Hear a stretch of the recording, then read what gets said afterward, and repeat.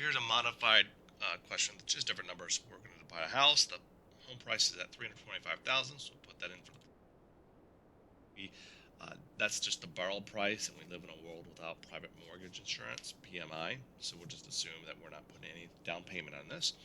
7.5 years is 30. Put that in there. It does the payment for us. That this doesn't include taxes. The payment would be at 22.72.40.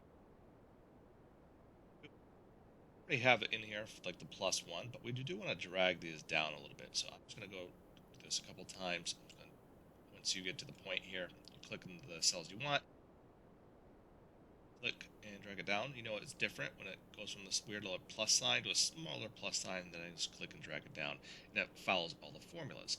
And once I have that, I can do that for the whole thing. I'm just going to go all here, this 3, select all 6 of them, go to this changes, and then click and drag. This is a 30-year loan, so I need to go all the way down to 360. Now, for whatever reason you let go early like this, that's okay. You can just hit again, click and drag on the cells, go to the bottom right corner, and we're going to go up to this says 360. Why 360? Well, because there's 12 months for 30 years. One more. 12 times 30 is 360. So you can see at the end, hey, that last. Something to just kind of look at and notice is each month, notice how the amount of principal is going. We're paying a little more off the principal each time, and the reason is the amount of interest we pay is a little bit less each time. And the payment was always going to be the same until the very, very last payment we have, which is could be different. Sometimes it would be different. Usually it would be. You can see it's a couple cents different on this. If I can copy and paste this in. So this question is, which is the first month that you have a starting balance that's less than a half of the starting value here? So that would be 325,000 divided by 2. So I want to find out when the new balance is first less than 162,500. So I would go up to here, and it looks like it's at, I'm right here at the 265th month.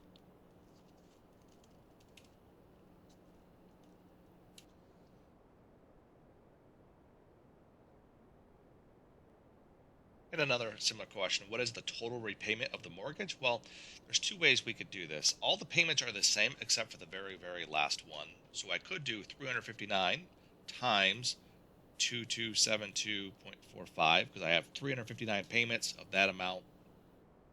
The last payment is going to be 2272.43, so I can put that in there. Or, which means for that $325,000 house, I just paid a little over $818,000. Or we could just add all these up to do the sum functions. We put equal sum, and you can either type in the cells that you want, or we can just click and drag on all of them. So I'm going to go all the way up to here. Now it could be, depending on the formula, it might be slightly different because of the rounding error. There's some little bit of rounding error, so either answer there would be totally fine. We're only talking about a $1.02 difference, not that extreme.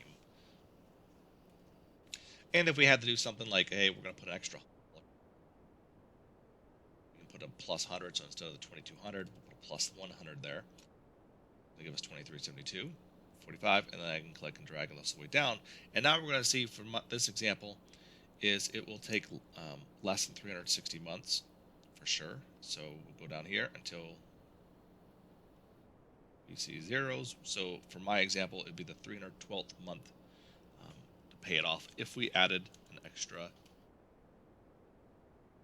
per month, and then 312 if you want to know how many years it is. It would be 26 years exactly, actually. 6 years instead of 30 years if you put an extra $100 a month. So if you have any kind of questions, feel free for you to email me.